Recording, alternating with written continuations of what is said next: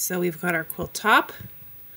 I've got a nice black minky backing because I didn't want to do a whole lot of red. There's already so much red on here and the green would have to be a special shade. So we're going with black. I think it's gonna look really cool. We have got our batting, request twin, 100% cotton again.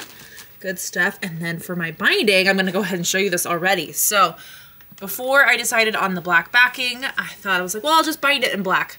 But then I think this will be super fun on the binding. Just a little pop of something fun. A little stripe, can't go wrong with that. And it's gonna be all done soon. So I'm gonna start getting to work.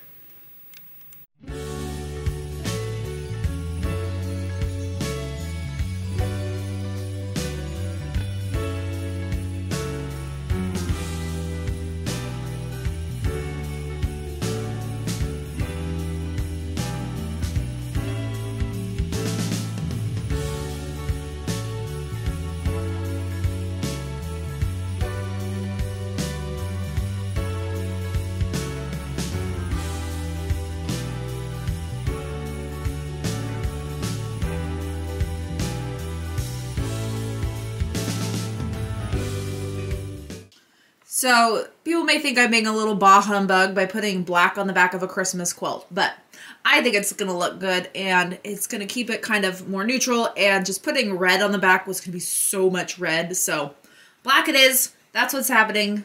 There you go. Happy New Year. But the part of the reason is also because the pantograph I chose is the Christmas lights, and I'm gonna do it in this kind of like goldish brownish thread.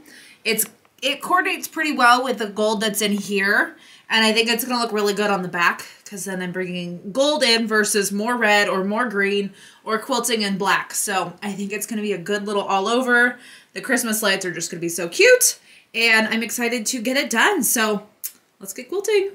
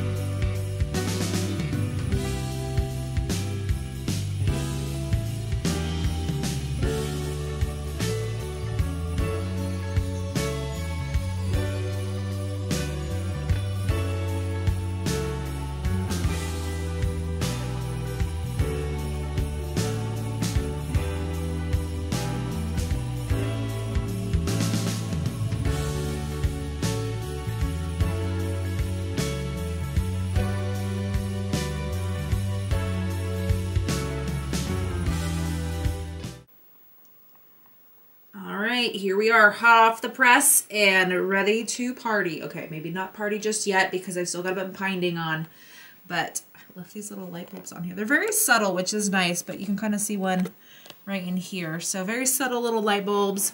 And then on the back, man, it looks like Trixie's fur was all this.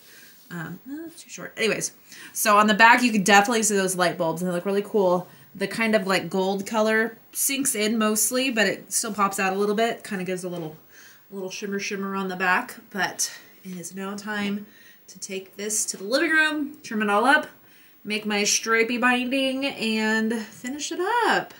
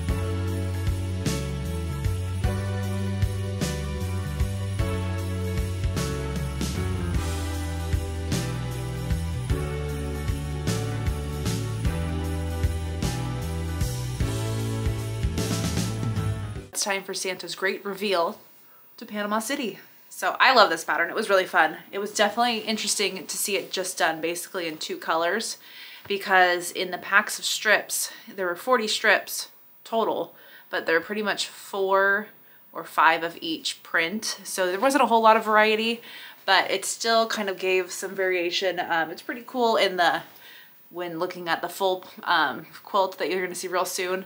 You kind of see it kind of like has like a kind of a reddish chunk and then like a greenish chunk, and that's just the fact of the way it happened. There was only so many ways to make this scrappy, but I think it came together quite well. And then the black minky on the backing looks so good. Look at those little light bulbs in there. Super fun. And then of course the super fun stripy binding to go with Santa and the black on there. I did consider at one point like, well, maybe I should do a red and white stripe, but I think it would have been a completely different shade of red and not go as well, because the red that's like this is a much like brighter, almost like a cherry red, where this is like a little bit of a deeper red, especially with the gold on there.